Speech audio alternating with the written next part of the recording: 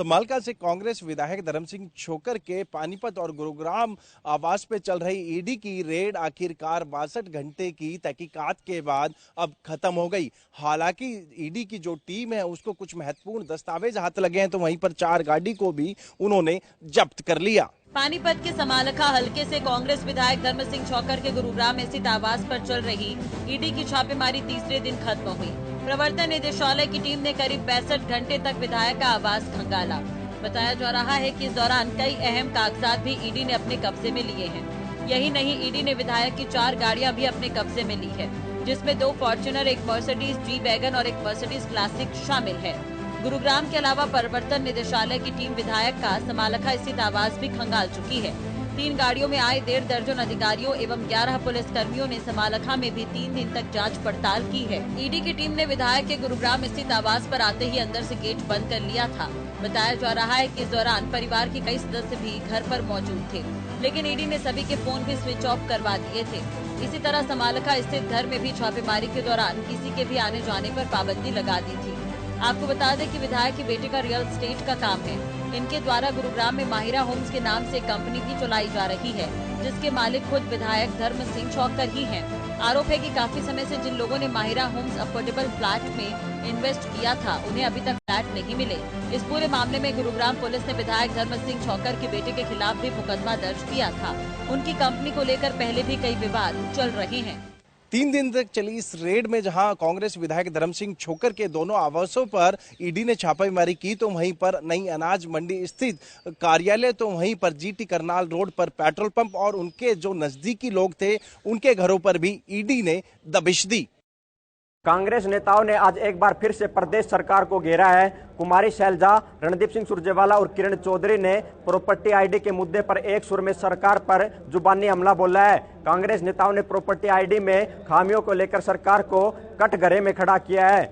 धड़ों में बटे होने के आरोपों के बीच भी कांग्रेस नेता प्रदेश की बीजेपी जेजेपी सरकार को घेरने में कोई कोर कसर नहीं छोड़ना चाहते हैं। पूर्व प्रदेश अध्यक्ष कुमारी शैलजा, राज्यसभा सांसद रणदीप सिंह सुरजेवाला और तोशाम से विधायक किरण चौधरी भी आज एक बार फिर एक मंच पर आकर सरकार पर जमकर बरसे। इस बार मुद्दा था प्रॉपर्टी आईडी में हुई खामियों का। कांग्रेस नेताओं ने कहा कि प्रॉपर्टी आईडी के सरकार के फैसलों की वजह से 88 शहरों के लोग परेशान हैं। पूर्व अध्यक्ष कुमारी शैलजा ने कहा कि आज प्रदेश के करीब 1 करोड़ लोग प्रॉपर्टी आईडी में गलतियां सुधरवाने के लिए परेशान हो रहे हैं। हमारे तकरीबन 88 शहर, जिनमें से 11 नगर निगम है, 23 नगर परिषद है और 54 नगर पालिकाएं, इनमें जहां 1 करोड़ से अधिक हरियाणा वासी अपनी प्रॉपर्टी आईडी सही कराने के लिए दर दर भटक रहे हैं। कांग्रेसी नेताओं ने आरोप लगाया कि प्रदेश के 88 शहरों में 42 लाख से ज्यादा प्रॉपर्टीज का सर्वे किया गया है, जिसमें 85% सर्वे गलत निकला है। खुद मुख्यमंत्री मनोहर लाल भी गलत सर्वे होने की बात कबूल कर चुके हैं। वहीं रणदीप सिंह सुरजेवाला ने तो प्रॉपर्टी आईडी के नाम पर घोटाला होने की बात भी कही। उन्होंने कहा कि सर्वे करने वाली कंपनी ने नियमित कंपनियों को अनियमित कंपनियों की लिस्ट में डाल दिया है। अब उन गलतियों को ठीक करने के एवज से लोगों के रुपए मांगे जा रहे हैं। इस तरह प्रॉपर्टी आईडी सर्वे के नाम पर प्रदेश में घोटाला चल रहा है। उन्होंने कहा कि प्रॉपर्टी आईडी सर्वे में 85% गलतियां होने के बावजूद भी सर्वे कंपनी का टेंडर कैंसिल नहीं किया गया है। बार बार मनोहर लाल जी कहा करते हैं भ्रष्टाचार के बारे में। असल में अब ये भ्रष्टाचार का मनोहर काल है। तो भ्रष्टाचार का मनोहर काल और प्रॉपर्टी आईडी में 60 करोड़ का घोलमाल। प्रॉपर्टी आईडी की समस्याएं क्या हैं? 42,70,000 हरियाणा की प्रॉपर्टीज का सर्वे हुआ। जैसा शैलजा जी कह रही थी, 7-8 बड़ी समस्याएं इस समय हैं। नंबर 1, दलालों और कर्मचारियों ने वैध कॉलोनी, सैंक्शनड कॉलोनी को अनसैंक्शनड कॉलोनी बना दिया और अनसैंक्शनड कॉलोनीज को सैंक्शनड कॉलोनी बना दिया। अब अगर आपका प्लॉट सैंक्शन या मकान सैंक्शनड कॉलोनी में है और उसे अनसैंक्शनड में डाल दिया तो सैकड़ों करोड़ रुपया की रिश्वत देकर अब उसे ठीक करवाने के लिए लोग धक्के खा रहे हैं। रणदीप सिंह सुरजेवाला ने कहा कि प्रॉपर्टी आईडी की सर्वे के दौरान नियमित कॉलोनियों को भी अनियमित दिखा दिया गया और इन गलतियों को सुधारने के लिए मोटी रिश्वत की मांग की जा रही है। इस तरह प्रॉपर्टी आईडी सर्वे के नाम पर एक बड़ा घोटाला चल रहा है। मुख्यमंत्री मनोहर लाल खट्टर ने 1 महीने बाद जनसंवाद कार्यक्रम के सिलसिले को आगे बढ़ाते हुए महेंद्रगढ़ जिले के अटेली विधानसभा में पहुंचे और यहां पर उन्होंने अलग अलग जगह पर 3 कार्यक्रम करके लोगों की समस्याएं सुनकर उनका मौके पर ही समाधान किया। मुख्यमंत्री मनोहर लाल अपने दूसरे चरण के जनसंवाद कार्यक्रम की शुरुआत शुक्रवार को महेंद्रगढ़ जिले की अटेली विधानसभा से करते नजर आए। सीएम ने अटेली में 3 जगह जनसंवाद कर लोगों की समस्याओं को सुना। सबसे पहले उन्होंने कनीना में जनसंवाद किया, उसके बाद अटेली के गांव सुंदरा और अटेली के राजकीय महिला महाविद्यालय में भी मुख्यमंत्री लोगों से रूबरू हुए।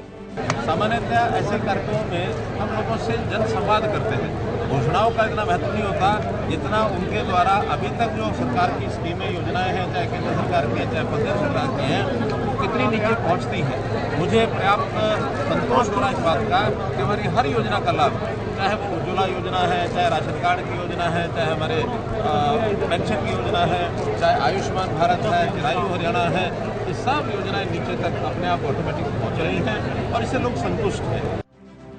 इसके बाद सीएम रेवाड़ी के लिए रवाना हो गए। आपको बता दें कि मुख्यमंत्री 30 जुलाई तक रेवाड़ी में ही रहेंगे। इस दौरान वे रेवाड़ी में भी 3 अलग अलग जगहों पर जनसंवाद करेंगे। अटेली में जनसंवाद के बाद जब उनसे प्रॉपर्टी के मुद्दे पर कांग्रेस द्वारा उठाए जा रहे सवालों के बारे में पूछा गया तो उन्होंने कहा कि विपक्ष का तो काम ही है कि हर अच्छे काम का विरोध किया जाए। उन्होंने कहा कि प्रॉपर्टी आईडी के माध्यम से सरकार ने वर्षों से लंबित झगड़ों को निपटाने का काम किया है। कितना ही वो करें, उनको जितने सुधार के हमारे कार्यक्रम हैं, उन कार्यक्रमों से तकलीफ हो रही है कि जनता में जो सुधार की वजह जाएंगे, क्योंकि प्रॉपर्टीज के झगड़े और प्रॉपर्टीज की जो एम्बिगुअस जो एंट्रीज है वो इतनी ज्यादा वर्षों से लटकी पड़ी थी, जो लोगों को पता ही नहीं होता था जमीन खरीदने को मालिक देखे नहीं थे, उनको पता ही नहीं होता था। आपको बता दें कि इससे पहले मुख्यमंत्री भिवानी, पलवल, कुरुक्षेत्र, सिरसा और महेंद्रगढ़ में भी जनसंवाद कर चुके हैं। जनसंवाद की उसी श्रृंखला को आगे बढ़ाते हुए उन्होंने दूसरे चरण के जनसंवाद की शुरुआत महेंद्रगढ़ से की है।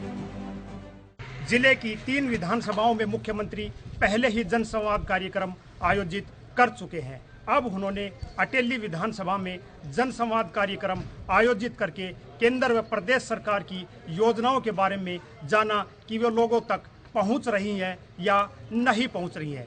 बता दें कि अब मुख्यमंत्री के आगे के प्रोग्राम रेवाड़ी जिले में रहेंगे। संसद के मॉनसून सत्र की कार्यवाही 7वें दिन भी नहीं चल पाई।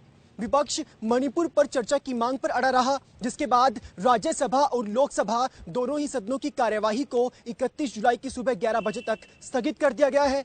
हालांकि इस बीच लोकसभा में 3 बिल भी पेश किए गए।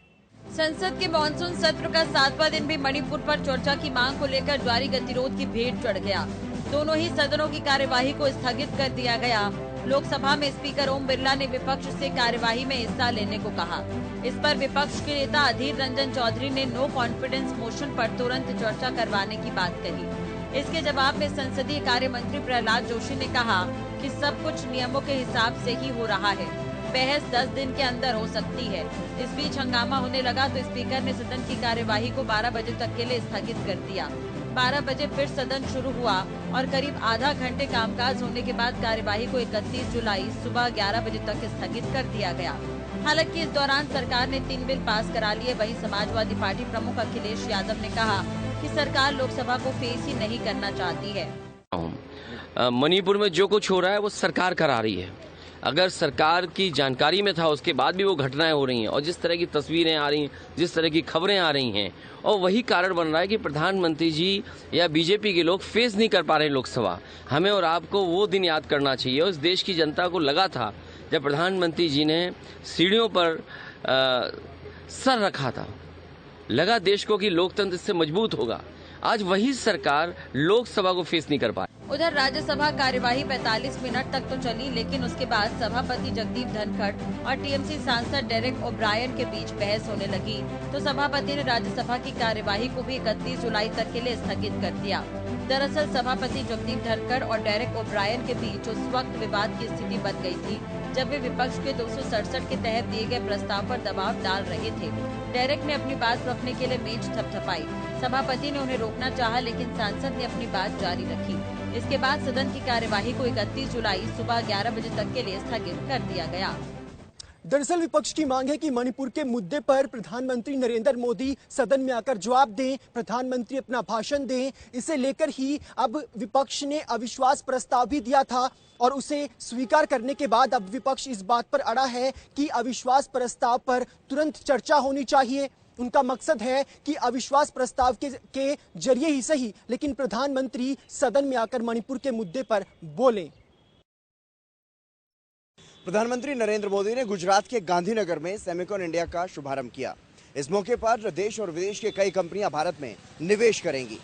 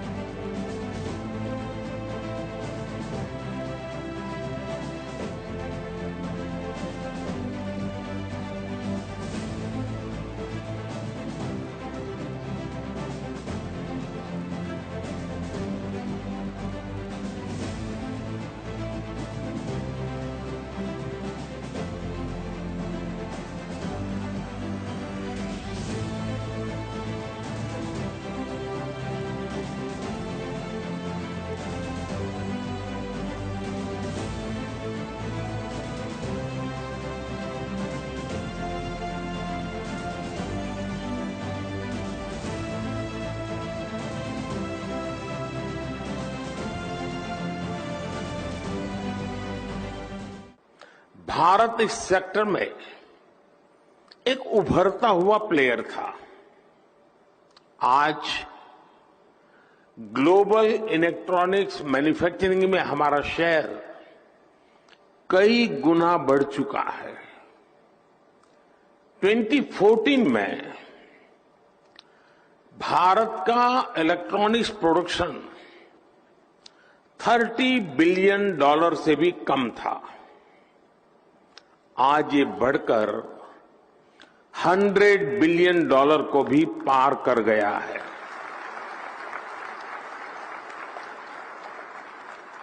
सिर्फ 2 साल के भीतर ही भारत से इलेक्ट्रॉनिक्स निर्यात भी 2 गुने से ज्यादा हुआ गया है।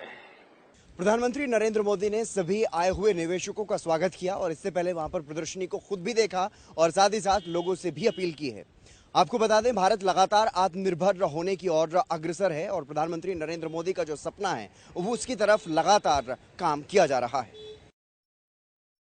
देश की राजधानी दिल्ली के मालवीय नगर इलाके में आज एक युवती का शव मिलने से इलाके में सनसनी फैल गई। लड़की की हत्या उसी के प्रेमी द्वारा की गई है। बताया जा रहा है कि शादी के लिए मना करने पर वह युवती से खफा था, जिसके चलते उसने उसके सर पर रॉड से हमला कर उसकी जान ले ली। महिलाओं के प्रति अपराध की घटनाओं को लेकर बदनाम दिल्ली में गुरुवार को भी एक युवती प्यार में बेवफाई की भेंट चढ़ गई। शादी के लिए मना करने पर उसके प्रेमी ने उसके सिर पर रॉड से हमला कर उसकी हत्या कर दी। युवती का शव मालवीय नगर के शिवालिक ए ब्लॉक के विजय मंडल पार्क में एक बेंच के नीचे पड़ा हुआ मिला। महिला की पहचान कमला नेहरू कॉलेज की छात्रा नरगिस के रूप में हुई है। वारदात को अंजाम देने के बाद आरोपी फरार हो गया था, जिसे पुलिस ने कुछ ही घंटों में काबू कर लिया। इसमें basically love angle and denial for marriage है बेसिकली ये पूरा इशू। और लड़का लड़की आपस में रिलेटेड हैं, मौसेरे भाई बहन हैं। लड़का 28 साल का और लड़की 22 साल की है। लड़की ने ग्रेजुएशन कंप्लीट की, अच्छी पढ़ाई करी है। इसने हिंदी में ऑनर्स किया है कमला नेहरू कॉलेज से, इसी साल कंप्लीट किया। स्टेनो के लिए कोचिंग करती थी। लड़की ने और लड़की की फैमिली ने लड़के को शादी से मना कर दिया था। बीच में शायद इनकी कुछ बातचीत हुई थी कि शादी करेंगे, पर चूंकि लड़का अनएम्प्लॉयड था तो इसको देखते हुए लड़की के पेरेंट्स ने बोला कि यहाँ शादी नहीं करनी, लड़की हमारी अच्छा पढ़ रही है तो अच्छी शादी करेंगे। सब्सिक्वेंटली लड़की ने भी बातचीत करना बंद कर दिया, इसको ब्लॉक कर दिया। तो लड़का इससे आहत था, ही वॉज मेंटली डिस्टर्ब्ड, और इसको ये पता था कि लड़की मालवीय नगर में कोचिंग करने आती है स्टेनो के लिए। तो इसके दिमाग में पिछले 2-3 दिन से ये चल रहा था कि अब तो मेरी शादी हो नहीं रही है, रिश्ते मेरे लिए आ नहीं रहे हैं, क्योंकि लड़के के छोटे भाई का रिश्ता तय हो गया है। तो उसके बाद इसका मैरिज प्रॉस्पेक्ट्स जो है काफी कम हो गया था। तो इसी को लेकर के इसके दिमाग में भी खुंदस था, और जिसको इसने आज इस तरीके। आरोपी इरफान ने पुलिस को बताया कि उसने नरगिस को शादी के लिए प्रपोज किया था, लेकिन उसने मना कर दिया। नरगिस के परिजन उसकी शादी इरफान से नहीं कराना चाहते थे, इसलिए वह काफी खफा था। उसने नरगिस को मिलने के बहाने पार्क में बुलाया और गुस्से में उसके सिर पर लोहे की रोड से हमला कर दिया। इस हमले में नरगिस की मौत हो गई।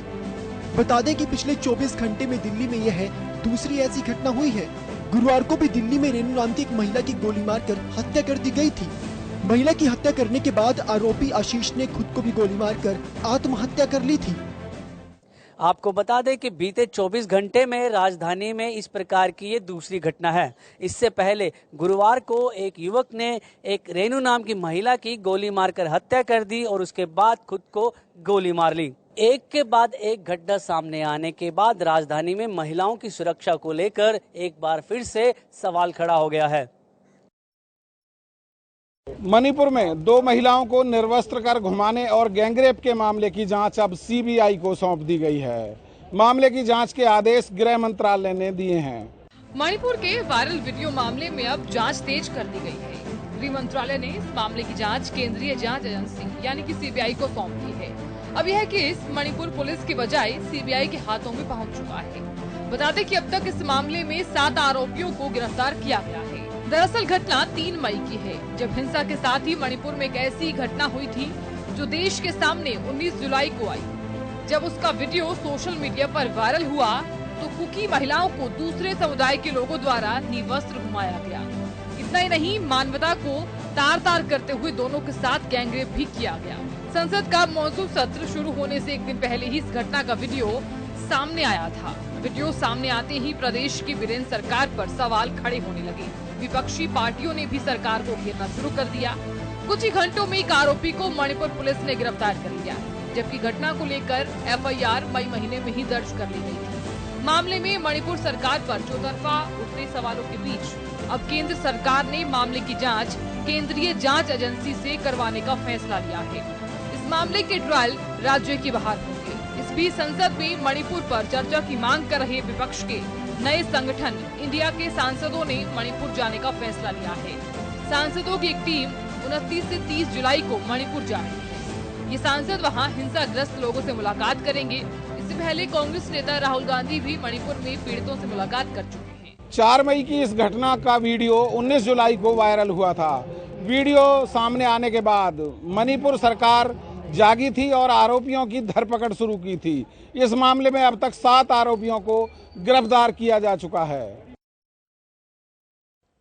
भारत ने 26 जुलाई की रात को वर्ल्ड यूनिवर्सिटी गेम्स में हिस्सा लेने चीन जा रहे अरुणाचल प्रदेश के खिलाड़ियों को एयरपोर्ट से ही वापस बुला लिया, जिसके पीछे की वजह बताई जा रही है चीन द्वारा जारी किया गया स्टेपल वीजा। भारत और चीन के बीच तनाव चरम पर है। इसी बीच वीजा विवाद को लेकर दोनों देश एक बार फिर आमने सामने हैं। दरअसल 28 जुलाई से 8 अगस्त तक 2023 तक चीन के चेंगदू में FISU वर्ल्ड यूनिवर्सिटी गेम्स आयोजित किया जा रहा है। इन गेम्स में भाग लेने के लिए भारतीय वुशु टीम के कुछ खिलाड़ियों को 26 जुलाई को देर रात और अन्य 3 को 27 जुलाई को तड़के सुबह चीन के लिए रवाना होना था, लेकिन चीन की ओर से अरुणाचल प्रदेश के 3 खिलाड़ियों को स्टेपल वीजा जारी करने जाने के बाद भारत ने वुशु टीम के सभी खिलाड़ियों को एयरपोर्ट से वापस बुला लिया है। कहा है कि ये स्वीकार्य नहीं है। दरअसल कोई भी देश उसकी नागरिकता की मौजूदा स्थिति पर अपना विरोध दर्ज कराने के लिए स्टेपल वीजा जारी करता है। जब किसी व्यक्ति को स्टेपल वीजा जारी किया जाता है तो पासपोर्ट के साथ एक कागज को स्टेपलर की मदद से बांध दिया जाता है, जबकि नॉर्मल वीजा में ऐसा नहीं होता। स्टेपल वीजाधारी जब काम खत्म कर वापस आते हैं तो वीजा के साथ स्टेपल किए गए टिकट को फाड़ दिया जाता है, यानी व्यक्ति के पासपोर्ट पर इस यात्रा का कोई विवरण दर्ज नहीं होता, जबकि नॉर्मल वीजा पर यात्रा का विवरण दर्ज होता है। चीन अरुणाचल प्रदेश के 3 खिलाड़ियों को वीजा जारी कर ये दर्शाता है कि अरुणाचल प्रदेश को वो विवादित क्षेत्र मानता है। जानकारी के मुताबिक चीन की भेदभावपूर्ण कार्रवाई के जवाब में सरकार ने फैसला किया कि किसी भी भारतीय वुशु खिलाड़ी को प्रतियोगिता के लिए यात्रा नहीं करनी चाहिए। चीन क्षेत्रीय विवाद का हवाला देते हुए इससे पहले भी अरुणाचल प्रदेश के खिलाड़ियों को स्टेपल वीजा जारी कर चुका है। दरअसल 2011 में भी अरुणाचल प्रदेश के 5 खिलाड़ियों को जिन्होंने कराटे की प्रतियोगिता में हिस्सा लेना था, उन्हें नॉर्मल वीजा न देकर स्टेपल वीजा चीन की तरफ से जारी किया गया था। बारबाडोस में खेले गए वनडे सीरीज के पहले मुकाबले में भारतीय टीम ने वेस्टइंडीज को 5 विकेट से हराकर सीरीज में 1-0 की बढ़त हासिल कर ली। 114 रनों का लक्ष्य का पीछा करने उतरी भारतीय टीम ने 5 विकेट गंवाकर ही इस मुकाबले को अपने नाम किया और शानदार जीत हासिल कर सीरीज में बढ़त बनाई। भारत और वेस्टइंडीज वनडे सीरीज के पहले मैच में भारत ने 22.5 ओवर में 115 रन बनाकर जीत हासिल की। भारत ने ये जीत 5 विकेट के नुकसान पर हासिल की। इस जीत से इंडिया ने 3 मैचों की सीरीज में 1-0 की बढ़त बना ली है। सीरीज का दूसरा मुकाबला 29 जुलाई को ब्रिजटाउन में खेला जाएगा। बारबाडोस के कैनिंगटन ओवल मैदान पर हुए मुकाबले में भारत ने टॉस जीतकर फील्डिंग करने का फैसला लिया था। पहले बैटिंग करने उतरी वेस्टइंडीज टीम 23 ओवर में 114 रन पर ही ऑल आउट हो गई थी। इसके बाद भारत की टीम बैटिंग करने मैदान में उतरी और 22.5 ओवर में 115 रनों का लक्ष्य हासिल कर लिया। ये टीम इंडिया की विंडीज पर लगातार 9वीं जीत है। वेस्टइंडीज को भारत पर आखिरी जीत 2019 में चेन्नई के मैदान पर मिली थी। बता दें कि वेस्टइंडीज की टीम ने अपने होम ग्राउंड पर भारत के खिलाफ सबसे छोटा स्कोर बनाया। इससे पहले टीम 1997 में पोर्ट ऑफ स्पेन में भारत के खिलाफ 121 रन पर ऑल आउट हो गई थी। ओवरऑल रिकॉर्ड की बात करें तो ये विंडीज का भारत के खिलाफ दूसरा सबसे छोटा स्कोर है। इससे पहले टीम 2018 में तिरुवनंतपुरम में 104 रन के स्कोर पर भी ऑल आउट हुई थी।